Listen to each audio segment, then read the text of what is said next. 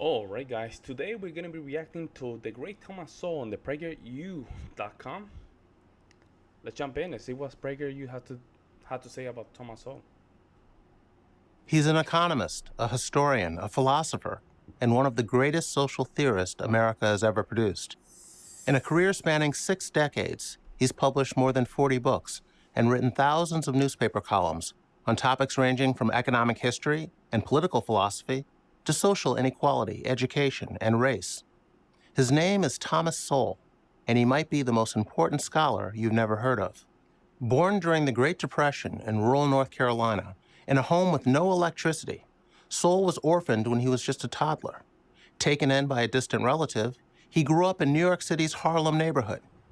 An unruly teen, he was obviously intelligent and obviously full of anger. The latter initially overwhelmed the former. He dropped out of high school, left home at age 17, and lived in a shelter for... Wow, I did not know that. Wow, I did not know that about him. He left at 17.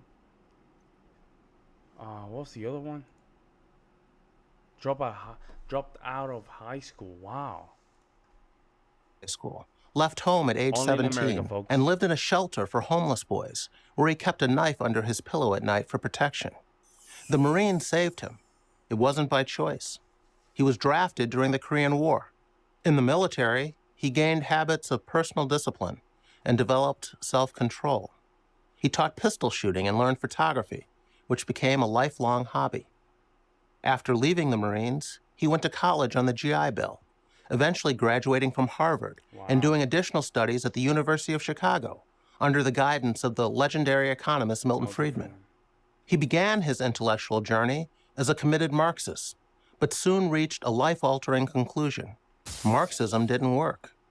After studying the effects of various government regulations, including minimum wage laws, he concluded that free markets were a far better alternative, particularly for disadvantaged groups. And it's an oxymoron when you think about this. You say, man, bro, how? How can you not simply give? How can you not have a minimum wage and let the economy work? It's simple. People don't think about capitalism the way it should be. Capitalism not only works for the employers, it works for the employees as well.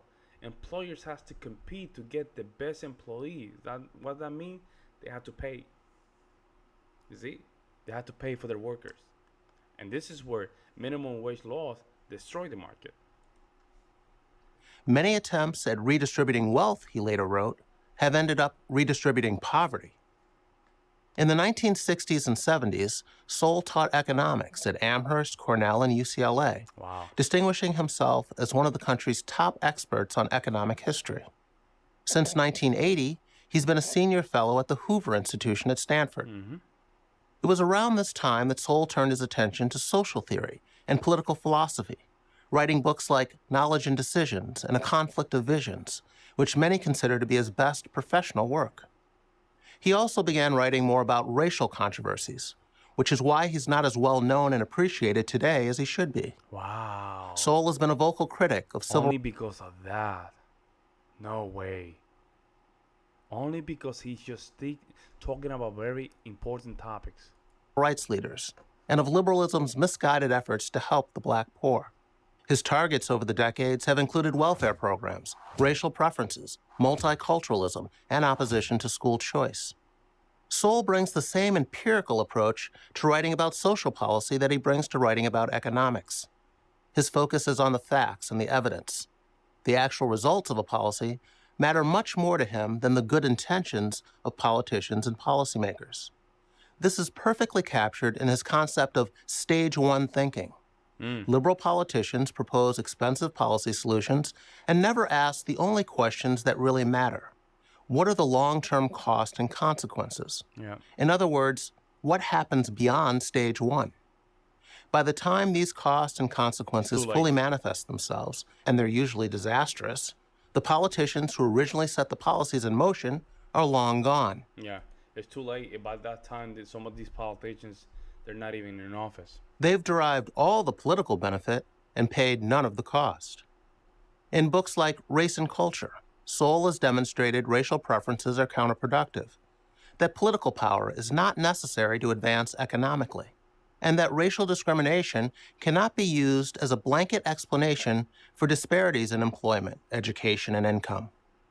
He's also shown how a racial or ethnic group's self-development, acquiring certain attitudes and behaviors, has far more bearing on economic advancement than how a group is treated by society at large.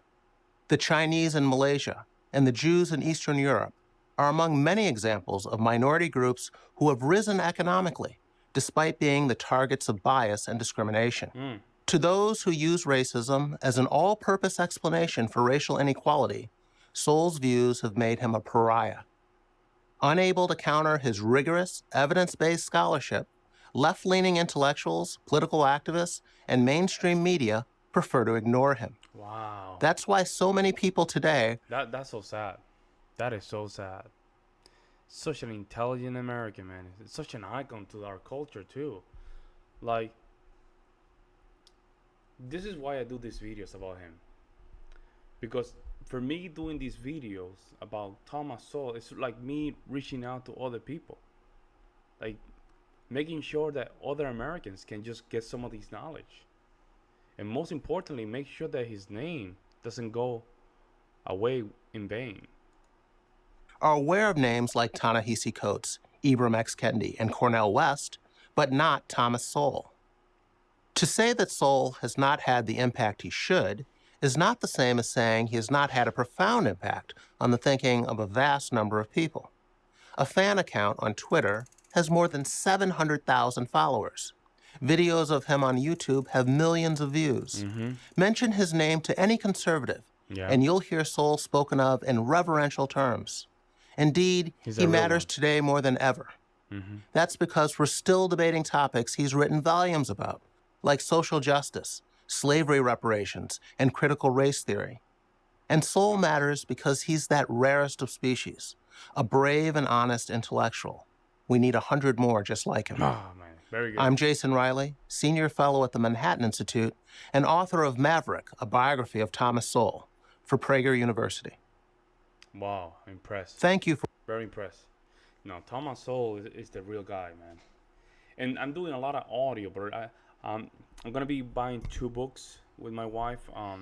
We're gonna buy one which is the Occult of Feminism, and I'm gonna buy one of the books from, I think, Intellectual Disparities. That's the first one I'm gonna start with, and we're gonna go, I think that after that we're gonna go for the redneck, the one that's about redneck, which is not redneck, it's just explaining why the black community has the culture that they have. But because I listen to them in the audio, but again, it's always good to listen to audio, have the book with you, or just do both.